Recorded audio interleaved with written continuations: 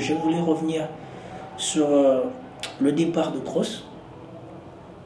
Déjà, premièrement, pour féliciter le joueur, rendre hommage au joueur, dire merci. Moi, je suis devenu fan du Real à l'époque du Barça post-Ronaldinho. Parce que j'ai pas aimé comment ils avaient viré Ronaldinho, qui avait remis cette équipe au goût du jour. Et donc, il avait remercié de cette façon-là et moi, j'avais pas aimé. Apparemment, c'est parce que Ronaldinho manquait un peu de professionnalisme, mais n'empêche qu'il était brillant, ils auraient pu lui laisser un peu de temps. Guardiola l'a viré comme un malpropre, et ça, j'ai pas aimé. Et en plus, à l'époque, tout le monde qui sait jouer au foot ou pas, ou qui savent ce qu'était le foot ou pas, sont devenus fans du Barça. Ce qui m'a encore plus énervé, et à l'époque, le Real ne gagnait pas, donc je suis devenu fan du Real. Depuis le Real enchaîne le succès, je suis resté avec le Real parce que c'est une institution qui marche. C'est une institution qui ne donne pas la grosse tête aux joueurs et surtout c'est une institution qui se renouvelle. Contrairement à la Masia, avec leur fausse promesse de que chaque année ils vont sortir un nouveau Messi, avec Bojan, Dos Santos, le dernier c'était qui là, celui qui a fini à Everton là, comment il s'appelle, Hans Fabzi, que des fausses promesses. Donc, moi je suis devenu fan du Real et Kroos, encore une autre personne qui a été maltraitée par son ancien club. Le Bayern ne voulait pas lui donner la juste rémunération qu'il leur demandait. Et il a quitté le Bayern, il est parti au Real, il n'a pas tout de suite gagné, mais finalement, il a gagné plus que tous les joueurs qui sont restés au Bayern. Et il faut tirer un grand chapeau à ce monsieur. Et j'ai bien fait d'attendre parce que non seulement ses adieux ont été magnifiques, ce que j'ai aimé d'une manière indescriptible. Pour une fois, le Real a vraiment été à la hauteur. Ils ont bien orchestré ça, comme ça a été orchestré pour le Brésilien Marcelo, comme ça a été orchestré pour Zidane. Et là aussi, ça a été très bien orchestré. Et j'aime quand on rend hommage aux gens comme ça, aux gens qui ont été fidèles à un club et qui sont restés jusqu'au bout dans le même club. C'est difficile de voir ça de nos jours, c'est un peu un truc à la Totti, mais ça a été magnifique. Et ce que je voudrais aussi revenir, c'est que les gens, ou en tout cas les plus jeunes, ne se rendent pas compte de ce qu'est devenu le foot aujourd'hui. Si on a du mal à avoir des grands joueurs aujourd'hui, c'est parce que le foot business ne laisse plus le temps aux joueurs de pouvoir grandir dans leur sport. Le foot business tue les joueurs de foot. Et c'est ça le grand problème que nous rencontrons maintenant. Dès qu'un joueur a un fort potentiel, le monde du business se l'accapare, nous l'impose comme étant un futur grand. Sauf que un futur grand comme en plus. C'est toujours comme. C'est pas un futur grand tout seul. C'est ce qui a été le cas de Cristiano. Cristiano ne voulait pas qu'on le compare à un autre, il voulait être lui-même. C'est ce qui a été le cas de Ibrahimovic, qui ne voulait pas que l'on compare à quelqu'un d'autre, qui voulait être lui-même. C'est ce qui a été le cas de Messi, qui restait humble par rapport aux gens avec qui il a joué, que ce soit Ronaldo et Iniesta, qui voulaient être lui-même. Tous les autres à qui on compare à se sont cassés la gueule. Qu'ils l'aient voulu ou non. Se sont cassés la gueule. Et donc, nous n'arrivons plus à avoir des génies parce que le foot est devenu un business au lieu d'un plaisir. Et des gens comme Kroos, des génies du foot comme Kroos, qui ne sont pas spectaculaires, mais qui, parce qu'ils sont dans une équipe, vont bonifier l'équipe de la manière dont vous n'imaginez pas, sont devenus rares. Et c'est pour cela le Real de Madrid, eux, ils le savent, parce qu'ils ont une lignée de grands joueurs, de grands milieux de terrain dans cette équipe. Ils ont eu Figo, ils ont eu Zidane, ils ont eu Mendieta, ils ont eu Gucci, ils ont eu Modric, ils ont eu Kroos, ils ont eu Makelele. Ils ont une culture du football. Et ils savent que le football ne se gagne pas qu'avec des attaquants, Parce que quand il y avait Zidane, il y avait R9. Zidane, c'est l'un des meilleurs 10 du monde. R9, c'est le meilleur attaquant du foot depuis que le foot existe. Ils n'ont pas gagné de Ligue des Champions.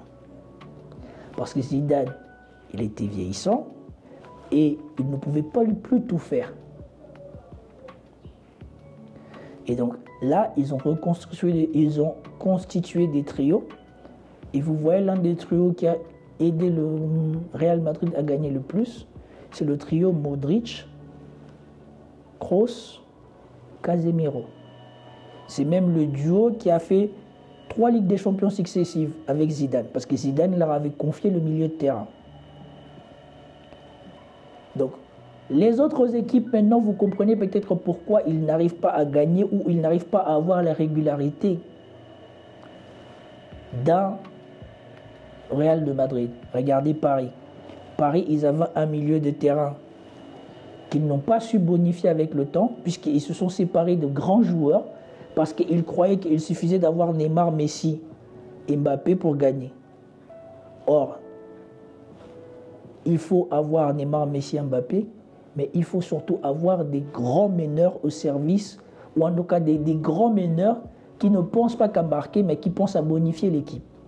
Comme l'était Verratti, mais à part Verratti, les autres, ils n'étaient pas au niveau. On vous rappelle que le grand Barça avait Xavi, Iniesta, Busquets, Xavi, Iniesta, Touré. Quand ça marchait bien. Ou alors, Xavi, Iniesta, Ronaldinho.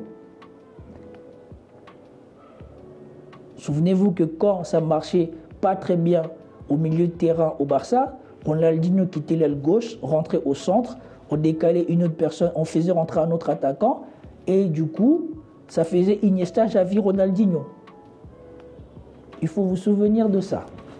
Et donc, ça a été parfait, puisque Kroos a eu ses adieux. Kroos a gagné le championnat, et surtout Kroos a gagné la Ligue des Champions. J'ai fait dans ma story Instagram, j'ai écrit que voilà, j'aimerais que Kroos gagne la Ligue des Champions, ça serait la sortie par la grande porte. Et mes vœux se sont exaucés. On a vu que Kroos, le Real a gagné la Ligue des Champions. Ce qui me permet de revenir ici sur le cas Bellingham. Bellingham, c'est un futur grand joueur. Tout ce qu'il fait en ce moment le prédispose en tout cas à avoir un avenir brillant. Mais ici, on va revenir sur tous les fous du foot, ou tous les commentateurs, ou tous les dingues qui se sont amusés à dire que Bellingham pouvait être supérieur à Zidane. Non. Parce qu'on a vu que depuis les quarts de finale, Bellingham, il est en difficulté. Bellingham a une grosse endurance, grosse activité dans le terrain, mais ça ne compense pas l'inspiration, la technicité d'un Zidane, d'un Totti, d'un Rivaldo, d'un Figo, chose qu'il va maîtriser avec le temps. Si vous regardez bien pendant ces finales, l'importance de Kroos sur le terrain est plus palpable que l'importance de Bellingham sur le terrain. Je suis sûr que si Modric avait le même niveau d'activité qu'il avait il y a 3 ans ou quand il a gagné le Ballon d'Or, Bellingham mangerait le banc. C'est juste qu'on ne peut pas prendre le risque d'avoir un Kroos fatigué avec un Modric fatigué sur le terrain, parce qu'on le voit que quand Kroos il rate son intervention sur un joueur, derrière il a du mal à revenir. Donc tu ne peux pas avoir et Kroos et Modric qui ont du mal à revenir. Donc c'est pour cela que Bellingham il jouait la plupart du temps. Et heureusement pour lui, il a été très efficace en première partie de saison. Et donc il faut rendre à César ce qui est à César. Bellingham est un bon joueur, est un grand joueur, et probablement qu'il finira comme un très grand joueur du Real Madrid. Pour l'instant, il n'a pas le génie de Zidane. Il n'a pas l'inspiration de Zidane. Ces choses-là, ça vient avec le temps, et à 20 ans, on peut difficilement les avoir. Un Zidane, un Ronaldinho, un Totti, un Rivaldo, un Rui Costa, un Kaka, ça ne se trouve pas tous les jours. Et Bellingham, il a de la chance parce qu'il est venu dans une super structure où on l'a bien intégré. Ce qui aurait pu être aussi le cas de Hazard s'il aurait pris sa carrière au sérieux. Mais lui, il a préféré, voilà, comme il a eu son transfert au Real de Madrid, il a préféré se reposer sur ses acquis, s'est cassé la gueule. En tout cas, l'hommage à Kroos est fini.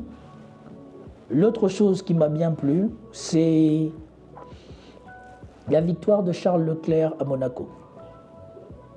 La victoire de Charles Leclerc à Monaco m'a plu. Pourquoi? Parce que la Formule 1, c'est quelque chose que j'ai suivi pendant toute mon enfance. Et je n'oublierai jamais le dépassement de Häkkinen sur Schumacher quand ils étaient en train de passer un retardataire et que Schumacher avait débordé sur la droite ou la gauche et que Häkkinen avait débordé de l'autre côté. Et que Häkkinen avait pris l'avantage sur Schumacher. Je n'oublierai jamais ce dépassement-là. Ça, c'est des choses qu'on ne risque pas d'avoir en Formule 1 pendant encore longtemps. Et j'espère que ce qui s'est passé à Monaco préfigure le retour de plus d'équilibre, de plus de compétition parmi les pilotes et surtout parmi les voitures. Parce que la plupart du temps, aujourd'hui, la Formule 1 s'est réduite à le pilote qui a la meilleure voiture devient le meilleur pilote du monde. Et ça commence à me gaver. Et pendant un moment, je ne regardais plus trop la Formule 1. Mais j'étais intéressé par ce qu'on commençait à voir depuis 2-3 Grands Prix au niveau des chaînes que je suis. Et j'ai regardé le Grand Prix de Monaco. Et c'était super de voir Charles Leclerc gagner. C'était super de voir Ferrari revenir aux avant-postes. Et ce qui était super, c'est de voir le prince de Monaco et sa famille, la joie qu'ils avaient d'avoir enfin un pilote monégasque qui gagne à Monaco et qui fait retentir l'hymne national de Monaco. Ça, c'était super. Ça, c'était... Autant le Grand Prix, il a été ennuyeux, parce que de toute manière, il faut le dire, avec les voitures qu'ils ont aujourd'hui, il ne se passe pas grand-chose au Grand Prix. C'est lui qui part en tête, ou c'est lui qui a la pole, s'il vire au premier virage en tête du Grand Prix, c'est quasiment fini. L'ordre de départ, là, c'est à 99%, 95% l'ordre d'arrivée. À moins qu'il se passe des choses au paddock ou quoi que ce soit, le Grand Prix de Monaco, il ne vaut plus tellement la peine d'être regardé. Mais là, c'était plus émouvant parce que on voyait que j'étais curieux de voir ce que Verstappen allait faire. Malheureusement, il n'a pas fait grand-chose. Il est resté à la place qu'il avait au début du Grand Prix.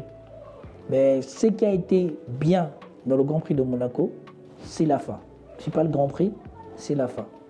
C'est de voir la victoire d'un Monégasque à Monaco. C'est de voir la joie du prince et de sa famille.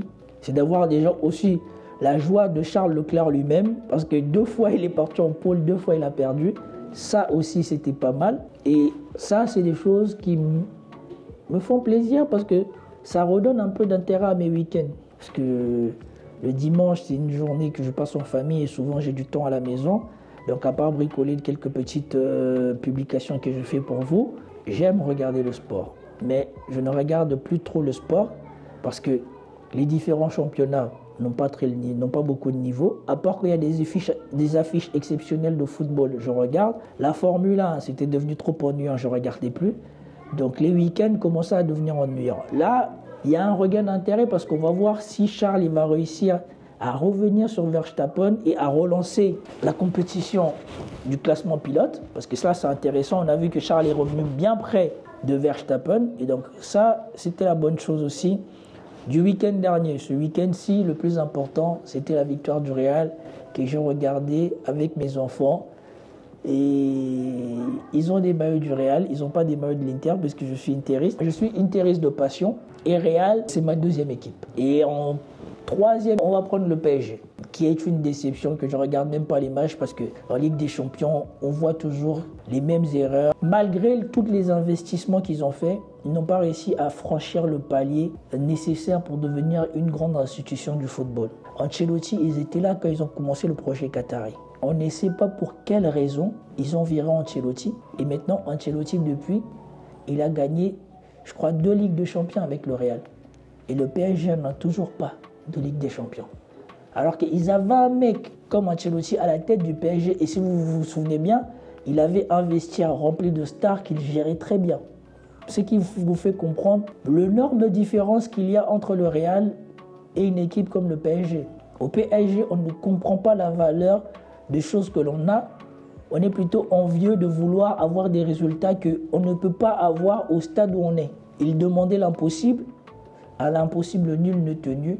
Et le PSG jusqu'à aujourd'hui, c'est un club dont les autres se moquent puisqu'il dépense énormément d'argent pour des copecs comme résultat. Tandis que le Real de Madrid fait des mercatos ajustés pour être une équipe en transition, mais une équipe qui gagne. Le PSG a mis le paquet pour être une équipe qui gagne, mais qui n'a jamais gagné la Ligue des Champions. Voilà la grosse différence entre les deux. Et donc, on passe sur cette actualité.